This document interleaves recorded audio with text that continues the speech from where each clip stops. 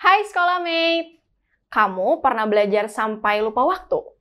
Rasanya seru aja, dan kamu tanpa sadar sudah menghabiskan banyak waktu untuk menjalani kegiatan itu. Kok bisa ya? Mau tahu kenapa bisa gitu? Dan gimana caranya bisa menikmati proses belajar itu? Yuk kita simak bersama!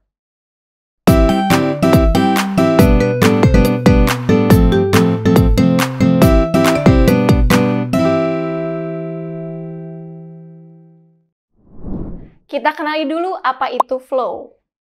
Jadi, Mihaly Robert, seorang psikolog dari Amerika, menamakan pengalaman optimal pada seseorang sebagai flow, yaitu perasaan bahagia yang sangat besar terjadi saat seseorang menyelesaikan tantangan yang sesuai dengan kemampuannya. Apa yang terjadi kalau tantangan dan keahlian kita tidak sesuai, seperti mendapatkan soal ujian terlalu mudah atau terlalu sulit? Nah, kira-kira begini. Jadi, kalau kemampuan dirasa rendah dan menghadapi persoalan tidak menantang, maka akan jadi apati. Ngerasa kemampuan rendah, tantangan sulit, jadi cemas. Kemampuan baik, tapi persoalan gak menantang, jadi jenuh atau bosan. Kemampuan dirasa baik dan persoalan menantang akan sampai tingkat flow. Jadi, sekarang udah pada tahu ya flow itu apa? Pada saat belajar, kita mengalami hal tersebut karena kita menjalani pelajaran yang kita yakin bisa. Yakin bisa itu tidak berarti harus mahir dulu ya. Lalu, gimana ya cara untuk bisa mencapai tingkatan flow dalam belajar? Pertama, kenali potensimu.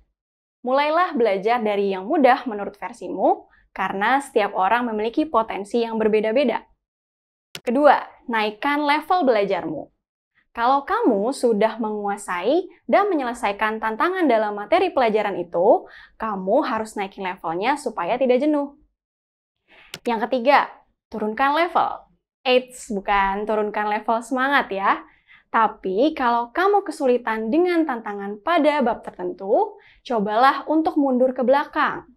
Bisa jadi ada konsep dasar yang belum kamu pahami dengan tepat.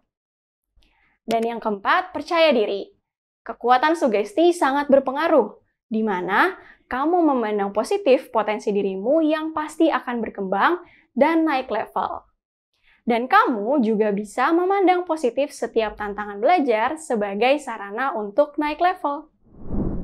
Manfaat jika kamu berada pada flow belajar.